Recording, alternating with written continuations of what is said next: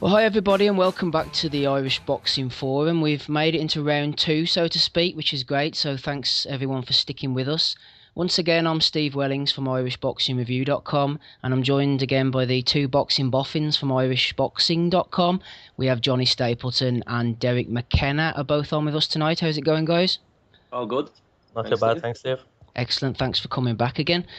And also, Al Heyman has kindly released our final contributor from his contract, and he's free to make his debut. It's Niall Doran. So, Niall, do you want to introduce yourself to the three in attendance and the millions listening around the world? Hey, how are you doing, Steve? Thanks. Not too bad. I suppose Al Heyman kindly released me. No. I suppose just my own name's Niall Doran. I have a blog there called Doran's Boxing Blog, which you yourself have contributed to kindly a couple of times. Basically, it's a website for boxing fans, kind of focusing on world news more than anything, and professional news, although we do from time to time kind of cover Irish stuff as well, but better kind of leaving it to the two boffins on the call, to cover that side of things. It'll be mostly world news and stuff, and it's kind of grown a little bit the last month or so, and more than anything, I'm just a boxing fan who likes to blog/blag about boxing. So that's my spiel. Well, you're in good company, Niall, because we're all a few blaggers on this podcast, I'd say, myself included. But we'll be moving on to the world scene later on, so we'll definitely be picking your brains about that. But first of all, we'll start with a few domestic talking points. And Derek, myself and yourself, we were at Mark Dunlop's Devenish show on Saturday night, gone past there, with an impressive win for James Tennyson in the main event. He got a knockout. Just to go through the undercard as well, we had Paul Hyland Jr. got a points win, Kieran McVarnock, Tyrone McKenna, Darren Cruz, they all got points wins, Alan Donnellan, and a win for Michael McKinson, who moves to 4-0. Just focusing on the main event, actually, James Tennyson, he knocked out Lithuania's Simonas Volosinas, I think it was, in the second round. It was more of a rust-shedding exercise, really. The bigger fights are to come for Tennyson, who's now honing in on a British title shot. I believe there's actually been some movement on that front, Derek, today regarding Tennyson, if you want to let us know what's happening. Yeah, that's correct, Steve. I'm glad you pronounced his last opponent's name, because I couldn't have got that one out. Basically, Tennyson has been offered a chance to fight for a Celtic title against the title holder Chris Hughes. That's been mandated by the British Border Control. It's not sure whether Hughes will defend his title or not, and if in the event that he doesn't, there's another guy who will step in, Michael Roberts, a guy who's 15-0. I think he's from the same manager. He's from Scotland as well. I think he has the same manager as Hughes, as far as I'm aware. And he'll step into the breach if Hughes doesn't defend his title. But the kind of good news for Tennyson is that fight, the winner of that fight, will potentially get a shot at the British title. Today, also, the British Border Control mandated Ryan Walsh against, I think you're going to have to help me out with this name, Steve, Samir Munemne, I think we got it, didn't we? Yeah, that's the one. That's going to be for the vacant featherweight title. And obviously the winner of Tennyson and either Hughes or Roberts will most likely go on and fight for that title. So great news for James Tennyson today. It certainly is great news. Roberts, I have his box rec actually up in front of me. He seems to be 15-0, Jonny. He's only got the one knockout, so he's not much of a puncher. You'd think that he would need a punch to keep a rampaging sort of beast like Tennyson off him, who he's only 21, but he's a big guy. 11 wins, 9 knockouts. He's knocked a few, I wouldn't say tomato cans, but he's knocked a fair few lesser opponents over in his time, and he's had his setbacks, obviously the loss to Pavel Senkov's, but seems to be very much on the up now. Tennyson, do you think this Celtic title and then the British title shot is coming in at the right time? Do you think it could be too soon, or is he on schedule, Jonny? No, well, if he's learned from that defeat, and I think there was a few mistakes there where maybe he jumped up too quick and didn't take account, he probably would have survived that round. Mm-hmm. And if he's learned from his defeat, and when the chances come, you have to take them, and they seem to have huge faith in him, his team, and Mark Dunlop and his coaches. So I'm delighted for him, and hopefully, because you do wonder that he gets caught in them small hole shows for for too long. So it's great to see that there's progression there. And then there's other ways other stable mates might be able to follow suit, and Mark opens more relationships with people and the board, and is able to progress all his fighters. Because you do wonder, like, how long do they fight on them small hall shows before they get the chance to kick on? And Mark seems to be doing well there and progress them. Well, these small hall shows, they obviously serve a purpose. They get a win for the fighters. They get the local boxers sell a lot of tickets. They get a lot of fan support. And in between the world title fights and things, Niall, it's good to have the likes of Mark Dunlop and obviously Alan Wilton for a time. And we've seen Phil Sutcliffe and Paddy Hyland back in the day down the south, sort of putting on these small hall shows. They do whet the appetite for boxing and keep things ticking over. Mark Dunlop is filling a little niche, isn't he? He is to be commended for the shows he's running, Niall. Yeah, absolutely. Like, as you say, it keeps the thing going from a local level, which is, at the heart of what the sport's about. Like, you can't have world level unless, you start from the grassroots yourself from whatever country you're in.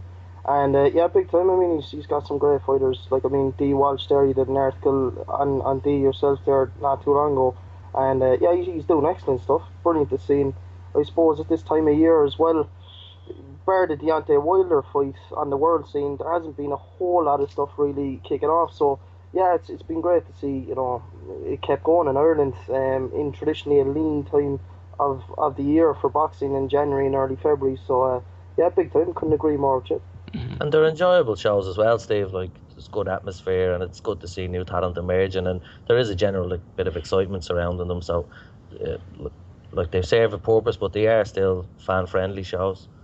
What did you make of the show yourself, Steve? I enjoyed the show. I thought it was actually pretty good. Even though there was only one knockout in the main event, I think it does keep the guys ticking over, and the atmosphere is very good as well. We know the likes of Hyland and Tennyson himself, they can shift tickets. James Fryers as well when he's on. D. Walsh wasn't on this one, but I seriously think that Walsh is going to be one of the standouts of the camp. He looks like he's really going places.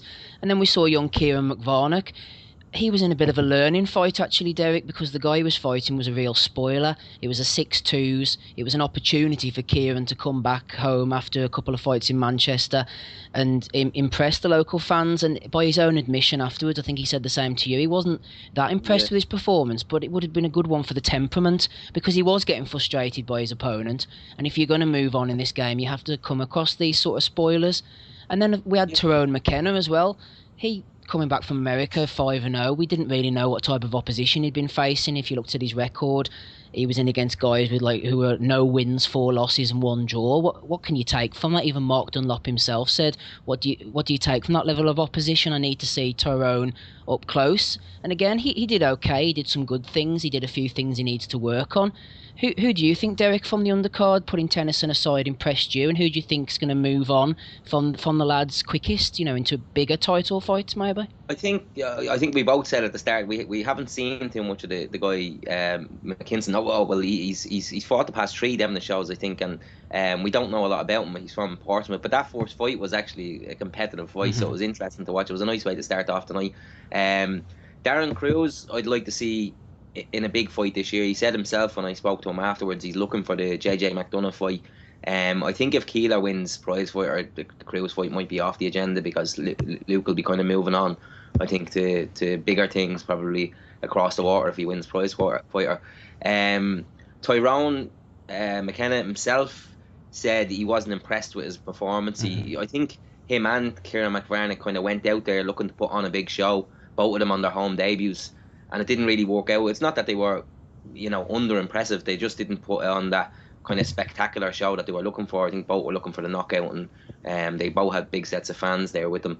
But they both admittedly said at the end they weren't impressed with their performance. But Paul Hyland was, I felt, again, very impressive. He's a lovely boxer. Every time I watch him, I really enjoy watching what he has to do, and he looked in control for the whole fight. And then obviously the Tennyson fight, he looked spectacular in his knockout against the guy who took other guys the 6 rounds. I think he was in 6 rounds with Kakasha and a few others as well. So the manner in which Tennyson took him out was impressive in that regard.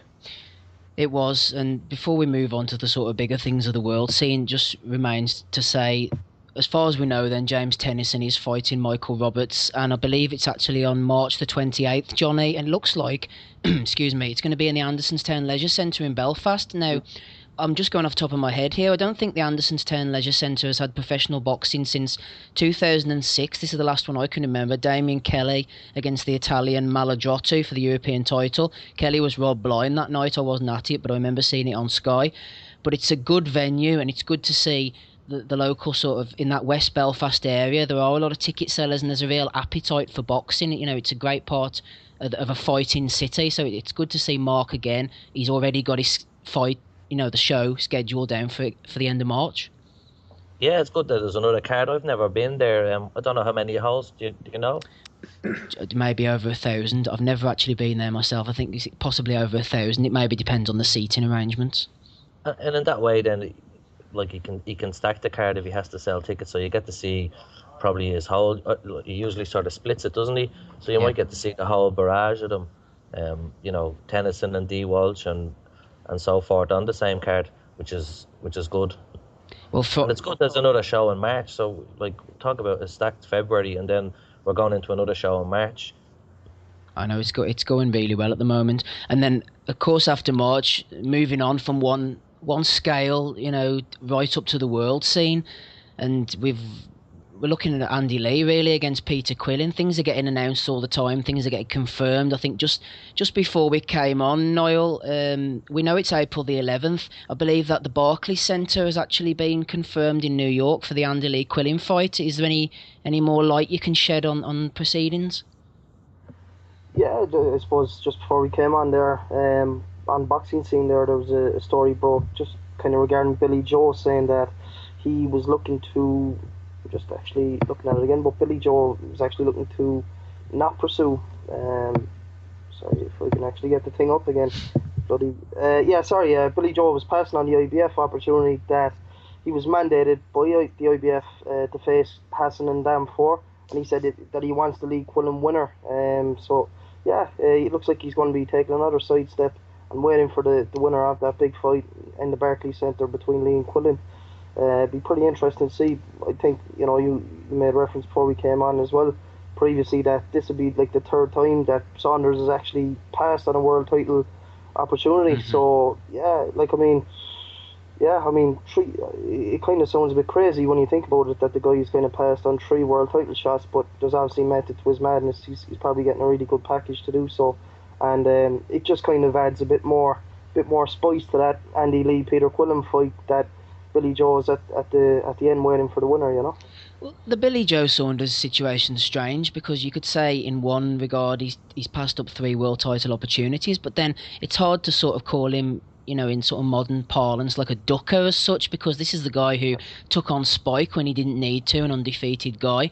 He took on Chris Eubank Jr. basically for sort of local turf bragging rights rather than any main title being on the line. I know there was an eliminator, but he didn't have to fight Eubank. He could have avoided him. So he's a guy who's clearly up for taking a challenge. So for him not to take the Undam shot, which I think Undam had beaten Stevens, hadn't he, in an eliminator, and then Jermaine Taylor had I think he'd been stripped by the IBF because he's obviously having a lot of problems. Whether Jermaine Taylor should even be in the ring anymore, I mean, that's a debate all in itself. But Billy Joe Saunders, Andy Lee, it would have been a huge super fight, and it still could be, because I don't know how you see the Quillin fight going, Niall, but I think Lee, with this knockout power, he has a great chance. Yeah, big time. Like, I suppose it's the big equaliser in any fight at professional level. Like, I mean, if you got the big knockout punch, yeah, I mean, you've got a chance.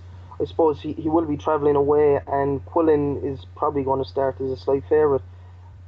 You know, can Lee outbox Quillin? I mean, possibly. I mean, he's got a great trainer in his corner, in Adam Booth, who is notoriously good for crafting good game plans before a fight. So there's no doubt that, you know, there'll be a meticulous plan in place before they travel over there to try and take Quillin apart and not just knock him out. But yeah, as you say, like in his last couple of fights as well, he's been, you know, he's shown that vicious power, and he really seems to have settled down into the weight. And since he's kind of spent the last few years with Adam Booth, I suppose he's really seems to be sitting down on his shots a lot more. And that right hand short counter on the inside that took Korobov out in his last fight, I mean, it it was vicious. Like, I mean, the guy was out on his feet basically, and although he wasn't on the ground when he lost, I mean, yeah, he was as good as he was totally out on his feet. And yeah, I'd say if if Andy's looking for something like that again, it's not out of the question. As an Irish boxing fan, I mean, I hope to God he can do it. It'd be brilliant, you know.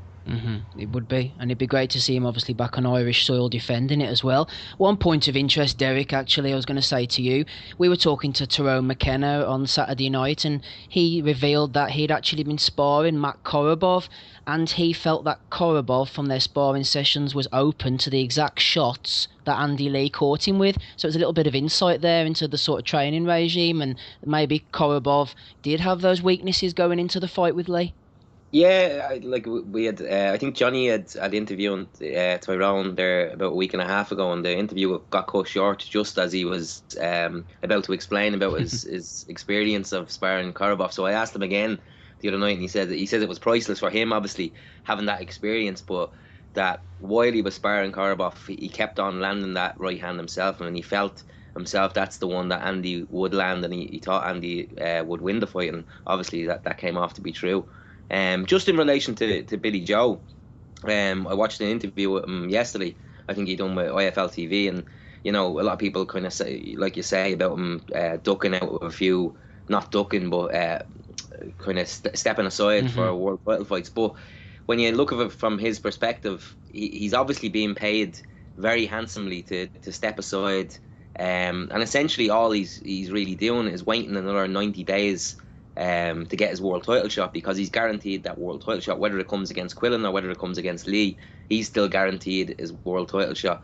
And to be paid obviously a nice few quid to step aside for 90 days, it's not a bad bit of business there from his perspective. So yeah, you couldn't really blame the guy for stepping aside. I'm not sure if he had took the Ndam fight, would that have ruled him out as mandatory challenger for the winner of Lee Quillin. I'm not sure what way that would have worked. Well, I presume it would have, and that's why he didn't take it. I'm not I don't know the ins and outs of that there. It's an interesting one. Sorry, Jonny. Yeah, I think you maybe have some insight on this. You would imagine the sanctioning bodies would act on that. What do you think? Well, it generally happens if you challenge for another world title, doesn't it? But it just looks to me that Warren doesn't want to jeopardise this stadium fight with Lee. And I think he tried to put the stoppers on Quillin Lee, but I really think Andy's confident he can do it, and they must have persuaded Warren that they could do it, because he wants to keep alive this stadium fight, and I think that's why Billy Joe doesn't take Ndam, because you think, well, be hard to call, but you think Ndam would be, he probably isn't as experienced as Lee, and he's lost to Quillin, and if you're looking at it from the outside in, you think maybe, well, if I was a fighter and I wanted to win a world title fight, I'd take Ndam over the winner of Quillin Lee. So it seems strange that he turned down that shot, unless maybe time wise he wants a longer camp. But I think it just makes it Warren is pushing for this stadium fight, and that's why he didn't take it. He wants Lee Saunders in the summer. As far as I'm aware, part of the deal that the step aside deal also gave Billy Joe a slot on the undercard of Lee Quillin as well. I think that was part of the deal. So Billy Joe, sorry, Derek seems to think so, but apparently Warren's a bit cooler on that. He's not confirmed whether he will be on the undercard or not, I think. Oh, okay, yeah, because Billy Joe was under the impression that he was on the undercard, and that's why, as he was saying, first time to fight in America, it gives me that opportunity, and it gives me 90 days more to just, to wait for my world title shot, so why wouldn't I take it? So, as I said, you couldn't blame the guy if you're getting paid just to wait 90 more days. It's only 3 months to wait for your world title shot. Why wouldn't you take it, really? It would make sense, Niall, wouldn't it, to see Saunders on the undercard, and then if he was to fight Quillin, obviously we're hoping it's Lee, but if he was to fight Quillin from his own point of view, it gives him that bit of exposure to the American market, and it puts his face out there on the Showtime or whatever channel ends up showing it. Obviously, Lee Quillin is a great fight. Lee's obviously getting handily paid for it. At one point it looked like he was going to be defending the title on March the 14th in Dublin against Patrick Nielsen before going on to defend against Saunders. Quillin's sort of pushed his way back into the middle to fight for his old title that he gave up because he didn't want to defend against Korobov for whatever reason. I think maybe fair enough. But it would have been nice to see Lee fighting, even someone like Patrick Nielsen, and giving something back to the fans. But actually, Niall, what I was going to say to you, there's a school of thought out there, and obviously it's more neutral voices than us lot saying this, that Lee's sort of cashing out against Quillin. He maybe doesn't have confidence in his ability or confidence in his chin, and he wants to get the big payday now. I mean, do you give any credence to that type of view? No, I think he's total confidence in his ability, but I suppose you can't blame the guy for wanting to get a payday. Since he's become world champion, it's probably one of the shortest careers you can have, in terms of maximising how much money you can get out of the thing at the top level. He's just won the world title, and as we all know, he's one of the nicest guys in the sport. You can't really hold it against him that he's getting a big payday. As you know, Peter Quillin, managed by Al Heyman, who's famous for getting some of the biggest deals for his fighters in America. So Andy's obviously going to get a massive chunk, whatever it may be.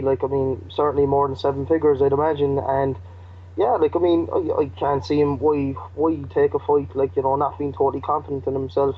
And I suppose when you look at the thing overall as well, it's really kind of smart from Frank Warren. I'm just kind of thinking out loud here, but as you say, Saunders is on the undercard, so say if Lee was to lose, Saunders is going to be getting exposure on primetime network TV on NBC in America, so that'll put him on the market for a potential Quillin fight. Or if Andy wins, which we all hope he obviously does, it sets up a massive stadium show for the end of the summer in Ireland between Saunders and Andy. And going back to what Derek was saying there in the IFL interview yesterday, I believe they were making reference as well to basically the fact that for a stadium fight that happened with Lee and Saunders, there wasn't actually really anything available until the end of the summer. Actually, I think it was Frank Warren actually said that himself a couple of days back. So yeah, it's a bit of a conundrum and a lot of things going on. But to answer your question, I definitely think Andy would 100% be confident in beating Peter Quillin. And I don't think a trainer like Adam Booth would even put a fighter into a contest where he didn't think he was going to win, basically. And he's a world champion. If you're not confident now and you're a world champion, when are you ever going to be confident? I wouldn't buy into that. I completely agree with you, Niall. I think Lee has a great chance against Quillin. I think Lee's going to beat Quillin, personally. If you looked at it maybe 2 years ago or a year ago, the one world champion you wanted was Quillin. And it lead on a bit with Kev Bourne there in The Sun, and he was saying that Quillin doesn't fight big middleweights. He's been hurt before, he doesn't do well against punchers. So I think he's confident, and I think it's a fight we should celebrate. Okay, we miss out on an undercard and getting to watch it live unless someone has the loot to send us over. But it's still a high profile fight. It's massive exposure. It's good for Irish boxing that way. And if he wins that, he comes back a bigger star and all the better for Irish boxing. Yeah, big time. I'm not sure what the figures will be, Johnny, but I think $1 million was said. Oh, you mean TV wise? Yeah, I was just thinking out loud. The way it's going to be on prime time on the undercard to the Peterson and Garcia fight. I mean, you could be talking about Andy could potentially be boxed in front of, I don't know, 6, 7, 8 million people. Maybe a lot. I'd say a lot more if you think Fury done 5 million people on Channel 5, so whatever the population increases, so it would be a lot more. Yeah, massive for him, massive for Irish boxing, kind of getting Andy out there to the American market, on free TV over there. It's a huge opportunity for Andy, and I suppose one guy who's been left in the cold a little bit after all this, the IBF had ordered Hassan and Dam to box Billy Joe Saunders for the vacant middleweight world title. Billy Joe Saunders has not accepted for reasons which we all understand clearly, but that leaves Hassan and Dam sort of sitting about on his hands, and he is managed by Gary Hyde. So I'd say we'd have a quick word about who do we think Hassan is gonna fight now. We mentioned earlier, I think Jonny, you said Felix Sturm's moving up, so he's out the equation. Sam Solomon's milling around. Jermaine Taylor's completely out the picture. Sergio Mora, I think, got a win last Friday night against a guy, although it was pretty disputed from what I hear. Could there be an opportunity, Jonny, for Eamon O'Kane to slip his way under the radar and get a big fight here? Well, if you think if 2, 3 and 4 are taken up, I think he's ranked 8, so he just needs a couple of more people not to want it. I think the IBF came out and said, that fight wasn't happening with O'Kane, and they don't know where the rumours came from. But I think Paddy Fitzpatrick said prior that, like, if you look at the way the rankings are, I haven't got them open in front of me here, but certain things, it could fall Eamon's way. And even if he doesn't get it this time, if Van Damme wins, there's, as I think we said last week, Gary Hoyle will make that fight in a heartbeat, not a problem. So we should all be up for Van Damme, not just because he's Irish managed, but if any of Gary Hoyle's fighters have world titles, it's good for Irish boxing. Yeah. Well said, Jonny. Okay, so Niall, yeah, go ahead, Niall. Sorry, I was just going to say, just touching on that, Jonny and Derek and Olvie, do you think that would sell somewhere in Dublin? Like, if Van Damme fought okay, do you think they could sell that out somewhere? It's probably more likely to be a Belfast fight, you would imagine. But I think there was talk, I know there was probably a week or two ago, there was rumours of a possible Van Damme fight up in Derry, but then people have said they can't have a title fight in Derry because of the proximity to a hospital, I believe. Mm-hmm. So you would expect with O'Kane support being closer to Belfast than Dublin, that Belfast would be the logical place to hold it. But I think I agree with Jonny. I think it would be great if Van Damme wins it, because it does open the door for Irish middleweights to get a shot. You know, he always looks to put his fighters in against Irish fighters, so it would be great if Van Damme did come away with that title. So I think it's a long stretch to see O'Kane getting it with him being number 8 in the rankings at the moment, but stranger things have happened, so I wouldn't totally rule it out just yet. Yeah, you were right what you said, Derek. I think I'm led to believe that the fights in and around the Derry area can't happen because it's too far away from a neurological unit or something like that, I think. So it would probably make sense to be in Belfast. You could, if that was chucked on the undercard of a Frampton fight or something, that'd be one you'd be interested in, Jonny, wouldn't it? Definitely. And if it was a stadium fight, you could even probably go bigger than the 16,000, because he sells a good amount of tickets. And and then, Jenny, where would you have it though? Well, I don't know. I suppose if it was Frampton was fighting, then I was thinking chucking it on like an Odyssey undercard, but maybe they don't even need a fight of that magnitude. They've already got the big one, and then they can, So it'd have to be a bigger venue again, I'd say. Maybe it could be on a Lee undercard and Lee and Dam unification down the line. If Lee Saunders, now we're just speculating like mad. Yeah, but Lee and Dam Revenge Olympics, so on and so forth. Yeah, there's a good narrative there, isn't there? Yeah. There's definitely a good narrative to be had there. And in fact, actually, while you mentioned Frampton there, I'll just quickly segue into this one. We were discussing Frampton last week. I think you were saying, Jonny, just before we went on air, that there's a fight off the bill. Jamie Conlon, is there any more information on what's happened there? I just seen Nicky Fullerton done a piece saying that he's off the bill with illness, which is a bit of a blow for Jamie, because I think that was nearly doubling up. Well, possibly they could have got it as a world title eliminator, I think, as we were saying last week. So, and Jamie's had a bit of bad luck previously, so at least I think the talk is that it could be done again. It's nothing significant, just illness, but it's sort of sad news for Jamie again. Jamie's not going to be introduced by the legendary Michael Buffer, which I think the press release came out today, unless Jamie's had to drop off to pay Buffer or something. I don't know, but Niall, we just your thoughts actually while we're on the subject of the Frampton fight. We spoke about it last week. I think Jonny and Derek were both under the impression they thought that Frampton would win, maybe by knockout. Myself, I think Frampton will win, but he might have a few problems with Avalos and it might go to points. Where do you stand on this one? Yeah, I suppose after hearing your guys' thoughts last week, I had a bit of a think. I just can't see anything other than a Frampton stoppage win, to be honest. The way he's it seems like he's just growing from fight to fight, like not just physically, but the improvements he's making technically. I know Chris Avalos he's definitely a dangerous guy, and the actual confidence he has and his team has in him, whether genuine or misplaced, it always makes for a very, very dangerous man, and he definitely will bring the heat for a good 6-7 rounds maybe. But I truly believe Carl he'll stop him probably within 9 rounds. That's what I think. But anything can happen in this crazy old game. Certainly can. I think you went for mid-round stoppage, didn't you, Jonny?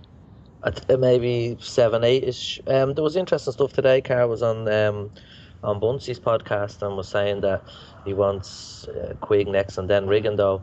and sort of saying to be the best, you have to beat the best, and he wants to unify the division. And he's talking up a Rigondeaux fight now, which will be exciting stuff too.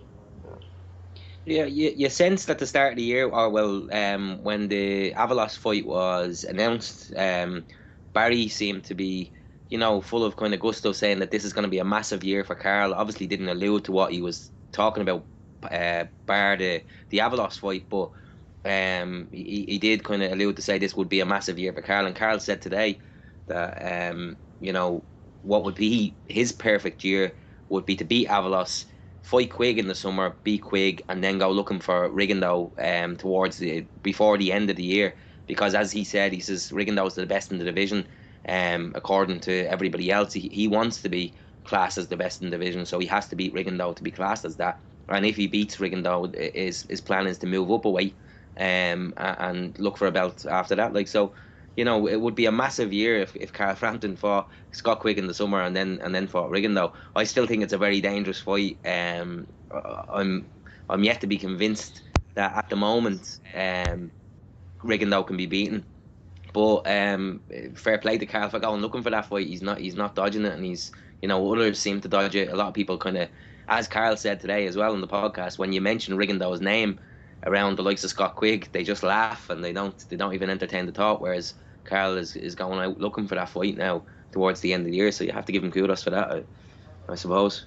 Well, while we're on the subject actually of Rigondeaux, we'll maybe just have a brief word on that, because one guy's name who wasn't mentioned there, aside from Quigg and Rigondeaux, was Leo Santa Cruz, and he's become somewhat of a joke figure actually, and maybe that's a little bit harsh, but there were actually Leo Santa Cruz Rigondeaux talks going on apparently, but they've broken down now, and we all know that Santa Cruz had asked for $3 million after his last fight to fight Rigondeaux. Talks had started between Oscar De La Hoya and Gary Hyde, as far as I'm aware, and then Al Heyman triggered a buyout clause, if I'm correct, to take Santa Cruz exclusively away from Golden Boy. So this doesn't really look good for Santa Cruz, Niall. He's it doesn't look like he wants the Rigondeaux fight. He's getting paid very handsomely to fight guys who were his former sparring partners. He's getting good primetime TV exposure. He's asking for silly money to fight Rigondeaux. If he's getting paid £3 million to fight Rigo, then how much are they going to have to pay the likes of Rigo? That's not realistic. Santa Cruz, he's losing credibility, isn't he? Yeah, I suppose that's the concerning thing about Al Heyman, as much as he's kind of done in terms of getting all these TV dates in America. When you see things like that, he kind of basically bought out Santa Cruz's contract from Golden Boy, probably not on the best of terms. I don't think Oscar De La Hoya was too particularly pleased with it, but yeah, it's very, very. I mean, to be honest with you, like a world champion kind of basically blatantly avoiding fighting other world champions is what it seems like, and I don't know. I mean, I suppose we don't know the inner kind of workings of what goes on with Al Heyman and how he kind of leverages these kind of complicated bio deals that he seems to generate. But yeah, I suppose I genuinely thought Santa Cruz was a true warrior like the last couple of years, but after reading all this stuff lately and kind of even looking into it further, it's just very disheartening, to be honest with you. It really, yeah, I mean, what more can you say? Like I'm the last guy ever to discredit a boxer, but when you see world champions not fighting other world champions, it's can't be good for the sport. Like, and I know it is about money, and boxing is certainly a business, and I respect that. Like, it's the hardest way probably you can make a living. Like, but yeah, just I suppose fair play. Like as the lad said, Carl Frampton actually speaking up, and like as a true champion, wanting to actually take on the best in the division, which is Rigo. So yeah, that's my thoughts, I guess. Santa Cruz's actions, they sort of go against the whole Mexican machismo thing. I mean, if you look at his former manager, Oscar De La Hoya, he never ducked a challenge in his whole career, did he? He might have lost a few fights, but he was always there, up for the challenge. And then you've got the likes of Canelo Alvarez there. He got in against Floyd. He was badly outmatched, but then he came back and took a immediate tough fight after the Angulo fight, he went in against Erislandy Lara, who people thought that his style was all wrong for him. But the Mexican fans are used to that sort of machismo, and that's why they've taken on the likes of Golovkin as a hero, as a warrior. That's what maybe the standard we're holding Santa Cruz up to. And I would have loved to have seen him fight Rigo, because I just want to see the best guys in the division fight each other. It reminds me of the featherweight division a few years ago, super featherweight division, sorry, when you had Floyd Mayweather, you had Acelino Freitas, Joel Casamayor, and Paul Spadafora, and they all held a different version of the belt. The only two that fought were Freitas and Casamayor, and it's such a shame, I think, when you have fighters of this calibre, your Quiggs, your Framptons, your Santa Cruzes.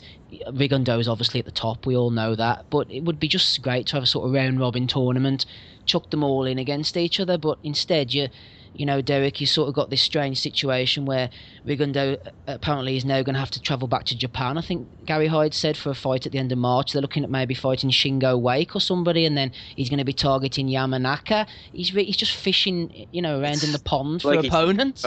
Yeah, set up base over in the Far East. Sorry, yeah. Like the impression I got from listening to Carl today was when he was saying that you would fight Quigg next and then hopefully Rigondeaux and unify the division. So I think like implicit was in that he was hoping that Rigondeaux at some stage during the year would fight Santa Cruz and take his belt, and then Carl would fight Rigondeaux and take all of the belts. But it's kind of it's a difficult situation with everybody avoiding Rigondeaux. You kind of you don't know where to look really, because I don't know, it leaves me a bit speechless at times the way he doesn't get the respect he deserves from TV. Such a classy fighter, and then everybody avoids him, and is his whole career kind of going to be destined that way, that everybody's going to avoid him and he's never going to get those big huge fights? I hope it doesn't work out that way. I hope he does fight Frampton towards the end of the year. I hope so. Final word then with you, Jonny, I suppose. I don't think Santa Cruz will fight Rigondeaux. In fact, I think he'll maybe have another soft defence or so and then drop the belt and maybe move up to featherweight to fight someone like Abner Mares. Rigondeaux, like I said last week, I can't see him moving up to featherweight. He's too small, even though that's where the money probably will be in the bigger fights. He'd maybe even move down to bantamweight, I think Gary Hyde said. But we'd just like to see the fighters get it on. But Jonny, just final word from you. if you look at it like from a Carl point of view, you fight Scott Quigg, you get kudos for beating a fighter people think is a lot better than he is, and you probably get the same, more money, more TV to fight Leo Santa Cruz. So the fact he's not name dropping Leo Santa Cruz suggests that he knows Cruz is probably going to move up or isn't interested. I actually don't think it's Cruz himself. I think it's his team. And when it's a team, then you suggest, well, they must fear for something. And if Al Heyman's paying big bucks to buy him out of a contract, if he's going to stay a super feather or super bantamweight, you assume that he's going to fight the champions, because they can't be making massive money out of fighting sparring partners, although they're paying him massive money. It's going to be a stage where he's going to have to fight in a unification fight. So I think you're right along the Abner Mares lines, and maybe that's where Al Heyman makes his money back. Mm-hmm. I believe Santa Cruz is a big ticket seller apparently, so that sort of offsets a lot of the money, because I was wondering that myself. If he's getting paid so much money for these dodgy defences, apparently he does shift a lot of tickets. But you get found out eventually. People, that'll have to drop or maybe not. But if you're fighting nobodies all the time, you're going to get called out, and then it's going to trickle down. And I honestly don't think it's him. I think it's his team, to be honest. He seems like a real innocent kid when you see him interviewed, and not shy, but he's respectful and quiet. I think he'd fight anyone. I really think he just does what he's told. Mm-hmm. Yeah, no, definitely. I spoke to him myself on the phone, and he does come across as a very shy, reserved, sort of humble guy, and he said he was happy enough at the time to come to Ireland and fight Frampton. But I think you're right. I think old Uncle Al, he's got other plans for him, so don't think we'll be seeing Santa Cruz over here anytime soon, but hopefully we will be seeing Quigg or Rigondeaux. So we've pretty much exhausted the Frampton talk for now. Thanks again, everybody, for listening, by the way. In future, hopefully, we'll get people on if they want to come on and air their views. If you want to add me, steve.wellings on Skype, and we'll put out the word in future shows, maybe coming up to the Frampton fight, and people can come on and tell us what they think, and we'll try and get the ball rolling regarding callers and stuff. But We spoke on the last podcast, guys, about Luke Keeler in Prize Fighter and the Stephen Ormond fight, which is coming up. Now, I'm not sure when people will be listening to this, but they might have passed. So we'll just very briefly sort of cover these fights. Niall, Luke Keeler obviously is in Prize Fighter this weekend. He's got a great chance, puncher's chance. He's one of the favourites. He's following the footsteps of John O'Carroll. If you look at the lineup that he's sort of up against in this Prize Fighter, it doesn't strike me as a lineup that Luke should really be fearful of. I mean, some of the names that I've been pulling out earlier on Boxrec, we've got Cello Render. He was a bit of a puncher on the British scene a few years ago, nothing special. Liam Conroy, who is actually a fighter of Irish descent. I had a feature written in one of the Irish Boxing Review books on him. A couple of losses on his record again, sort of 6-round journeyman level. Jack Arnfield, who's been beaten in 17, but he went 10 rounds with Gary Bolden, who we all know Luke Keeler smashed to bits in a round last November. And then Craig Cunningham, who's 11-0. Don't know a thing about him. Birmingham boxer again. Looking at his record, he's fought the sort of 4 and 6 round level. So I suppose bit of a long-winded question here, Niall. Sorry, but Luke Keeler, has he got a good chance of winning this tournament? Yeah, like by all accounts, he's the out-and-out favourite for it. I mean, kind of looking at all the talk on the websites, different people's opinions, he seems to be the main man for it. I think he's starting off against that guy Luke Crowcroft for his first fight.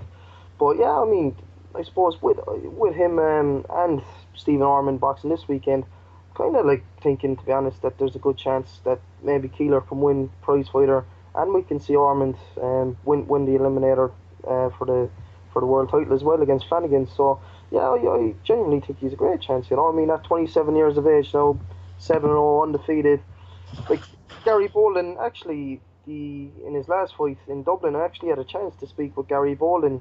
It would have been after the weigh-in in City West, and it was actually like the night before he took him on, and like Gary was saying to me, he was in great shape for the fight, and he'd obviously been in with some great fighters like Agogo and other high-level guys, really durable guy, and just for Keeler to absolutely destroy him inside a round, and Eddie Hearn, like even afterwards, saying that he thought he saw a star in the making. I'm really kind of optimistic, like that. This could be a big one for Luke Keeler this year, Yeah, Derek, if you look at the other 7 guys, like I said, I picked out a few there who are coming up against Luke on Saturday night. It's hardly Murderer's Row, is it? Yeah, I have to admit, Steve, I don't know an awful lot about them, but I know from speaking to Luke, he has had a look at the opposition and such, and he didn't seem like overly perturbed by what he was coming up against. And Luke has extreme confidence at the moment. He reckons he's punching harder than he's ever punched before, and he's in great shape. So, he's going in there with a lot of confidence. I think Prize Fighter is it is a little bit of a lottery because it's only 3-minute rounds. So, unless you win the first round, it's difficult. But I think Luke deserves the favourite tag. I'm a bit disappointed that he's such a short price favourite, because I think everybody was looking to win a few quid like we all did on John O'Carroll. I think he's 11-10, whereas Jonny was 14-1, so we kind of caught the bookies out on that one. But I think Luke has a great chance, and if he does win, you could see like big things for Luke, especially like Johnny's being signed to Matchroom after winning Prize Fighter. I think that's definitely potential for Luke there.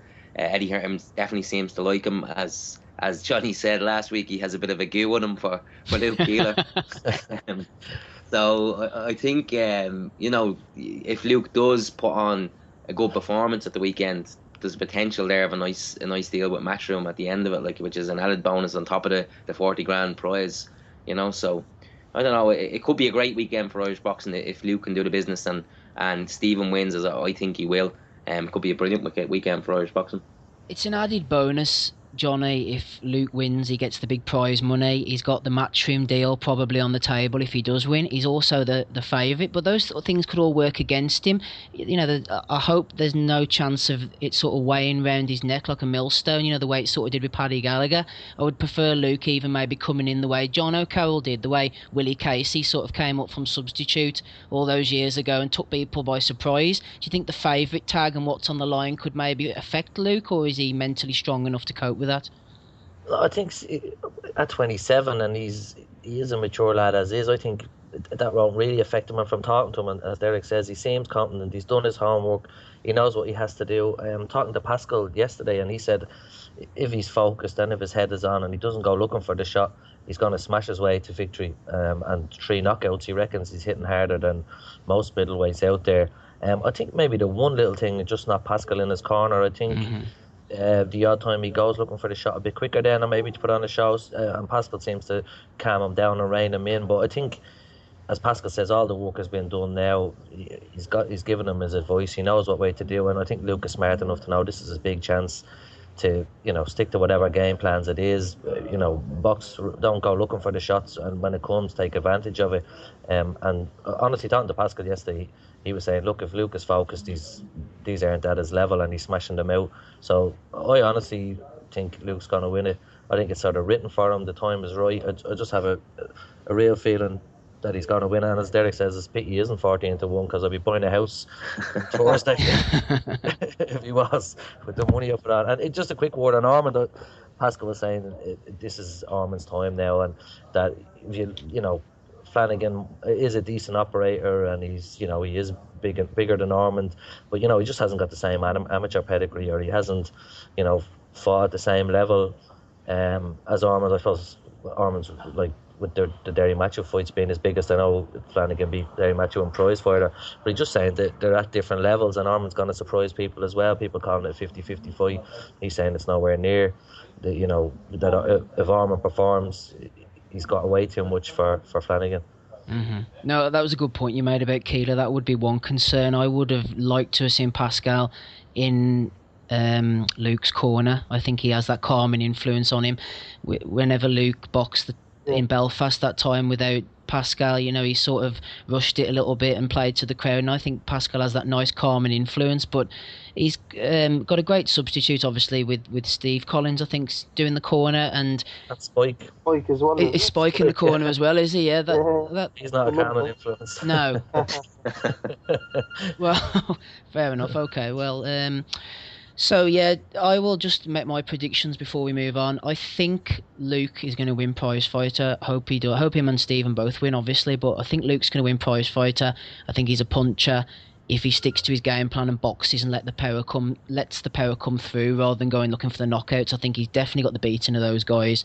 The only person that could cause him problems, and it is a potential final, I think the way the draw's been made out, is this Jack Arnfield from Blackpool. He's been on the scene for a long time, and I know he went the distance with Bolden and Luke knocked out Bolden, but styles make fights, and I wouldn't read too much into it, but I definitely think Luke's got the beating of that field. Regarding the Ormond Flanagan one, I've made up my mind, and I know it's going to be controversial, but I just think Flanagan is going to win on points on that one. I think it's going to be a real close fight. I'm not saying he's going to deserve to win, but I think he'll get the decision on points. So but hopefully, obviously, Stephen wins, but I'm going to pick Flanagan, I think. So, are the old times chugging away? So we've got a couple more talking points before we finish up on the world scene. Jonny, Patrick Hyland fighting in America on March the 14th. Anything on this? Yeah, I think it's a pro-am show, which is a strange one, and just Spike is going to be on that show as well. They're looking to get Spike out 3 times in America before the summer, I think, with Ken Casey, so it's going to be Spike and Pajo on that show. Pajo's been away for a while, and he came back. He got the John Simpson fight, fell through for him here in Dublin, but he's back in America now with Lou DiBella, and hopefully if he gets a few wins under his belt, he get one more big fight. He's sort of one that has been around for a while and always waiting for him to kick on, but it just never seems to have happened for him. So hopefully, this will be the start of something for him. Yeah, I remember Patrick Hyland winning in the stadium. I think it was maybe 2009 against Oisin Fagan, and Brian Peters, the promoter and Patrick's manager now, was saying that he was going to push him forward for the European title, and it all seemed to be moving along. He's had the move to America, which, it's good experience, bit of a mixed sort of experience out there. He obviously had the fight with Javier Fortuna, which was a good one. Fortuna's obviously a very good fighter, but it was a shame that on the Dublin show, the fight with John Simpson fell through, I felt, Derek, because John Simpson's one of these guys who's always been a real good quality operator in the sort of British and Commonwealth scene. He brings it every time, and a guy like that would have really brought the best out of Patrick. That would have been a real springboard. It was a real shame that fight fell through. Yeah, it didn't, like, the kind of, when he was over in America with Team Snooky, that didn't work out too well. And then, like Johnny says, it's been a little bit stop-start for him. And it looked like when the Macklin headline bill was here in November, that things were going to start kind of speeding up for him.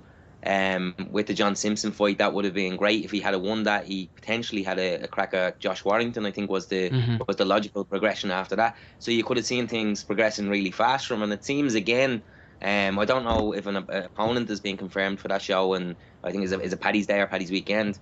But again, you think, is he kind of going backwards to go forwards again? Like, is there, there would seem to be a kind of a quick route towards, bigger fights, and now he's kind of going back to fighting on a pro-am. I don't know whether it's going to be a big show or whatever. Like, but I know on that show in November, with the replacement fight he had, he was kind of just going through the motions. He was never going to lose that fight, and he didn't look, particularly impressive, but he didn't need to look particularly impressive either. I don't know whether that done him any harm or whatever, but, you have to kind of fear that unless he kind of secures a big fight in this year, maybe, like, that things, might not progress from as you would hope, Yeah, Niall, Patrick obviously on that night, 14-8 rounder against Oscar Fico. We'd seen him before, I think, in Belfast, getting disqualified against Daniel McShane at about half midnight, I think it was, on a Matchroom show, and he was no great cop really. So it does seem to be one step forward, two steps back for Patrick. But then Spike, one of your boys, is apparently getting a shot on the undercard. And could this be America be calling for Spike, or is this just a keep busy fight? Is his true calling back here, trying to challenge the likes of Ryder and Chris Eubank Jr., or do you think this could be a new avenue for Spike out in the US? Yeah, I suppose, even going back to the days when Steve Collins, kind of was not as well known as what he was when he became the world champion. He spent a lot of time over in the States, and perhaps, maybe Spike will spend 2 or 3 fights over there, like the guys were saying, to maybe kind of build up a profile, and hopefully when things are kind of kicking off back here, maybe with more with more stuff, basically kind of TV and stuff like that, maybe Spike will get on some of the shows in Ireland again. And I suppose going off his last performance in Dublin, he really did kind of get his name out there in a big way with that sensational knockout over Anto Fitzgerald. So I think with the new training he's doing, particularly, he seems like a different fighter. He seemed a lot more mobile, and even the way he went about the kind of knockout in the last fight, he was very nonchalant and almost, Prince Nassim-esque, the way he just kind of went out there with his, he just went out there with his hands down, and he just started letting go. But the thing that not a lot of people picked up on in that performance, if you look back on it, his head movement was actually brilliant. He was making Anthony Fitzgerald miss before he actually unleashed the big uppercuts. I'd be very encouraged. There was a lot of pressure on him that night, and as you know, he's a good guy, and I hope and I genuinely think this year could be a good one for him. But maybe a couple of wins out in America, come back over to the UK or Ireland for a big high profile fight would be ideal for him. Just on that, Steve, when I was talking to Pascal yesterday, he was saying there was some talk that if Billy Joe wins the interim title, that they would be open to doing Eubank. Yeah, they would be open to putting again, if Lee wins, they would be open to putting Spike and Eubank Jr. on the undercard there. He was saying that it is the promoter in America would be open to that too. Ken Casey from the Dropkicks Murphy, so that that could be another avenue for Spike as well. I know he wants that fight. He'd have to go up to super middleweight. I don't know what the story would be there, but that's another. Yeah, the things seem to be looking up for him, even if that fight with Johnson fell through. Yeah, the performance against Anto was obviously a fantastic performance. The way he held the hands behind the back, it was almost Roy Jones-esque. Remember the Glenn Kelly fight back in about 2001 against the ropes? Spike was pulling all the moves, wasn't he, that night? But obviously, Short The chicken dance. Exactly. Well, I'd love to see him fight the likes of Ryder and Eubank Jr. It's always good, sort of fighting the guys on your own doorstep as well. I know he had that chance against Billy Joe Saunders, and Billy Joe boxed very well that night. But I'd love to see Spike really test himself against the sort of domestic or local fighters, and try and get that mix. Stylistically, Steve. I mean, looking at Chris Eubank Jr., the way he fights, he's very much a power puncher. Could you imagine like the clash of styles between himself and Spike? You'd have to think there'd be a lot of heavy shots thrown by both guys. That I think that would be that would be a beautiful fight for the fans if they could get it on. Hopefully so. I'd definitely like to see that. I know Spike had the sort of agreement with Frank Warren at the time, and it would have been nice to see them getting on Box Nation, but we can but hope, I suppose. And well, I suppose, lads, we're coming up to sort of around the hour mark, so we'll just start to wind down before any other business. We'll just briefly touch upon a few talking points around the world sort of boxing scene. Now, I know that by the time we next speak, Gennady Golovkin-Martin Murray will have already happened, so I suppose just a brief word on that. Niall, the old Triple G, I'm sure you're a big fan. I know I am. Massive puncher, real fans' favourite. He's finding it hard to get opponents, but Martin Murray stepped up to the plate, and we know that Murray's the type of guy who can last the distance. He pushed Sergio Martinez very close, dropped him obviously a couple of times, and do we see Martin Murray lasting the distance against Golovkin? He is very defensive. Will he just look to take a beating for 12 rounds? Could he possibly beat Triple G? What do you think, Niall?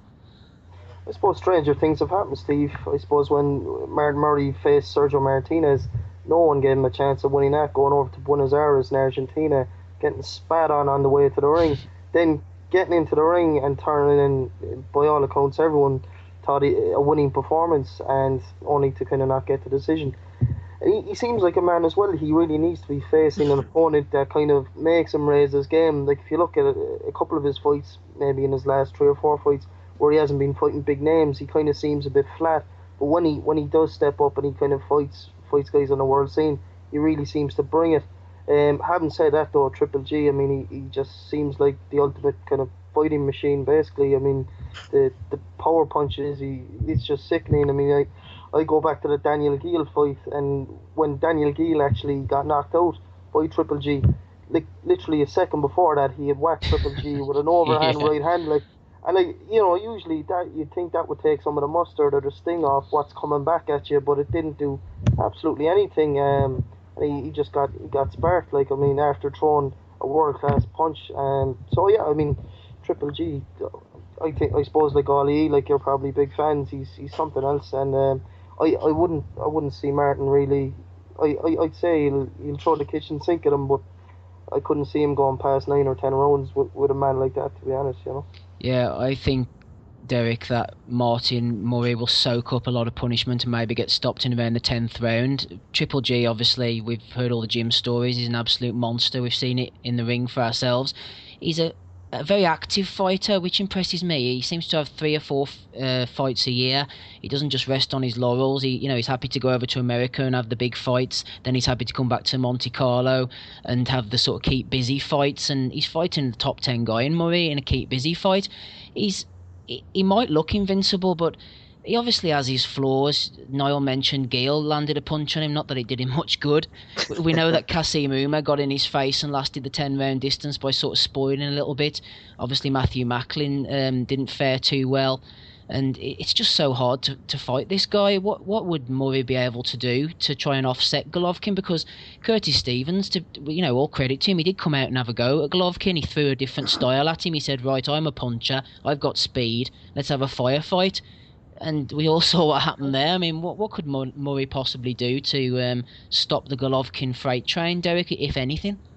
I think the simple answer is not a lot. I know Murray's talking a good game, and I suppose he has to, and he's confident going into it, but you can't really see any other result than Triple G taking him out. And I don't know, I'd be confident that Triple G will kind of do him in, I don't know, maybe 6, 7, 8 rounds, in around that mark. The bookies are not normally wrong. The bookies have Murray, I think, at 14-1. But I think it was 25 years ago to the day that James Buster Douglas was a 40-1 outsider and beat Bison. So, like, upsets can happen. Well, I can't see it happening. I don't think Martin Murray has. It's not that Martin Murray hasn't got it. I think he's a extremely good fighter, and probably a little bit like Macklin, probably should have been world champion after the Martinez fight. But I think Triple G is just something else altogether. He's phenomenal. The power he has, like what Niall said, when he took a full force punch off Gil and then landed one to knock Gil out like that, but to me was just amazing that you could take a punch like that and then still land and knock someone out. It's like as if he's subhuman powers at times. I don't know whether we're building him up to be something that he's, you kind of buy into the myth a little bit, but from what I've seen of him so far, he kind of, he lives up to the hype, definitely. What round do you think he's going to bomb Murray out in? I think if I had to go for one, I'd say 7 or 8. Fair enough. Jonny, 7 or 8 rounds, you're going to make a case for Murray, aren't you, surely? Come on. Klitschko's not going the distance with Golovkin if Golovkin's No, I just don't see what Murray can do. Like, you can't, with Golovkin's footwork, you can't even really go on the bike, I think. Yeah, and Murray, it doesn't seem the same physical specimen as some of the other middleweights. He's taller and seems a bit skinny. I just see Golovkin breaking him up. Maybe, and I don't know, maybe I even think it could be done in the 5th. As early as that? Yeah. Well, I don't see where you can run to with Golovkin's footwork. So, and I think if Golovkin goes to work on him, I know he's tough and he's a giver. He doesn't turn down a challenge, which I like about Murray, and he talks a good game. But I just can't look past GGG. I'd love to see Golovkin go on and fight Miguel Cotto for the linear middleweight title after this, but I think Cotto might have his hands full elsewhere. I get a feeling that he's still going to end up fighting Floyd Mayweather, but I'd love to see Golovkin and Cotto fight. But I think that's a fight Golovkin deserves. Like, I know you say he's busy, but he still hasn't got one of the big massive names in the ring, so I think I'd love to just see him get one big fight like that. Yeah, definitely the Cotto fight. Do you think it's because he's avoided that he's not getting them big fights, or is it just promotional difficulties? Probably promotional difficulties. I do like the way that he is staying active in between, but it's definitely promotional. I mean, Cotto sort of making up his own mind. It looked like he was going to fight Saul Alvarez, and it looked like Mayweather was going to fight Pacquiao. Now we're not seeing any of those fights, so, I'd love to see Golovkin maybe fight. If he doesn't get the Cotto fight, I'd actually like Golovkin to fight someone like David Lemieux, who actually his name escaped me. I think he's quite highly ranked with the IBF, and he could fight. And damn, if he was to get the IBF title, I could definitely see Golovkin fighting Lemieux on number 5 with the IBF. HBO. Yeah, exactly. That would be a good firefight, because Lemieux, I know he has vulnerabilities, but he can bang. And I say if he landed one on Golovkin, he would definitely give Golovkin something to think about. And I'm not saying he would beat him, but I would love to see that shootout, after Golovkin gets rid of Murray.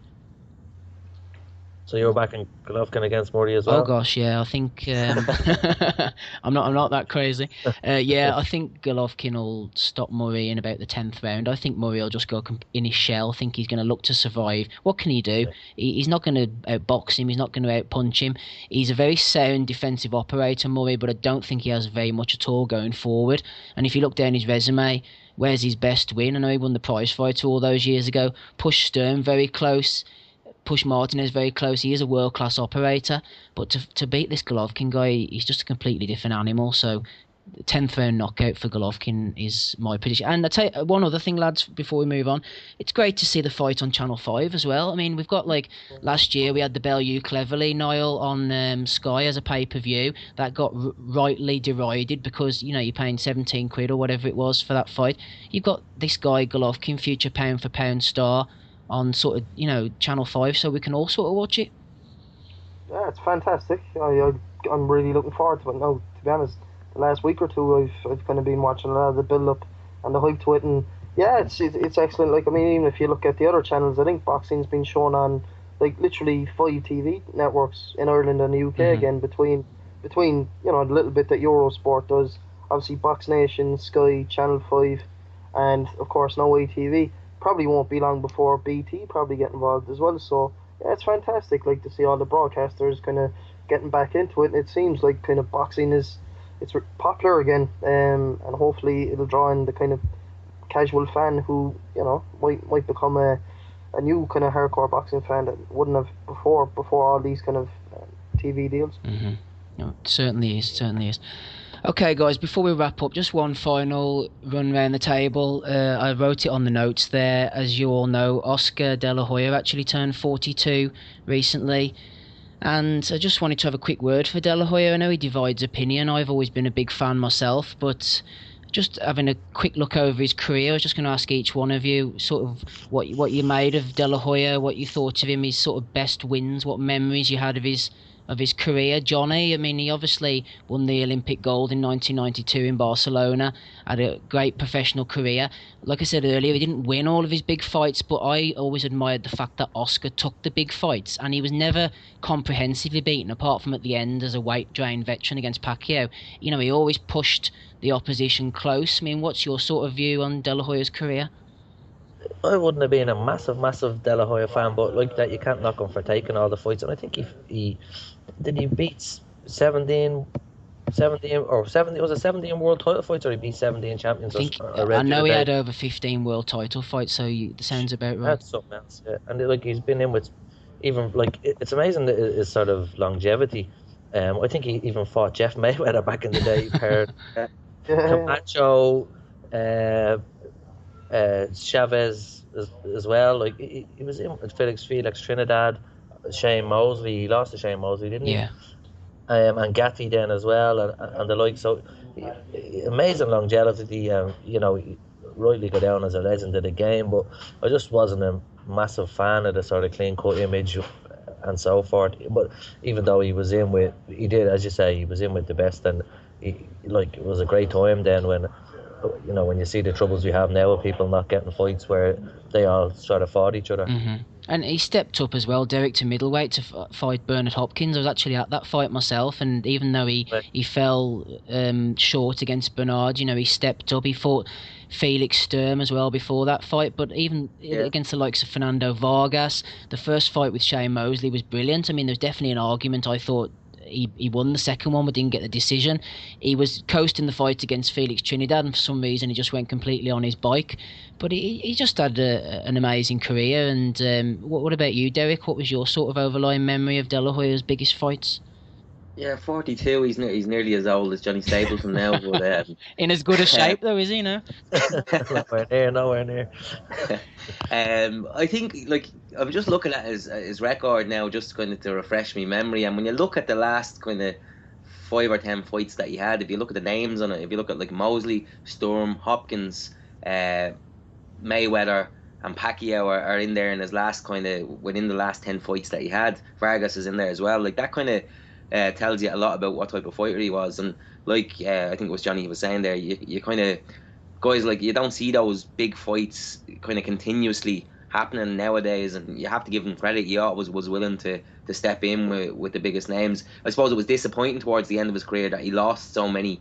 He lost 4 of his last 7, I think it was. But you know, he pushed Mayweather close.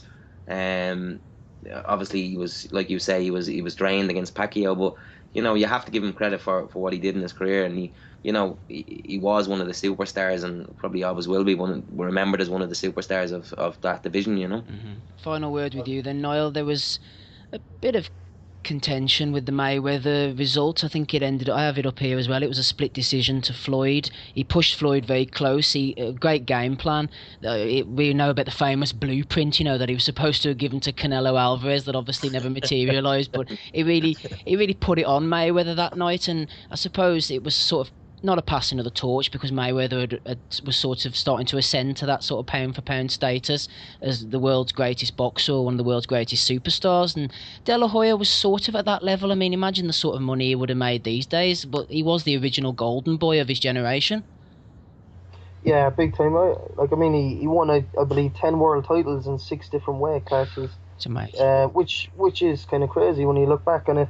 And as the guys were saying, he did. It was unfortunate that he lost a lot of the big fights towards the end. But if you go back to some of the early stuff, he's some big wins, like over guys that, you know, to be honest with you, I mean, he kind of ended the career of like a couple of legends like Chavez, Pernell, Whitaker, Camacho. He'd wins over them, and yeah, I think he was the first guy really as well that showed kind of the human, that Mayweather is human and beatable.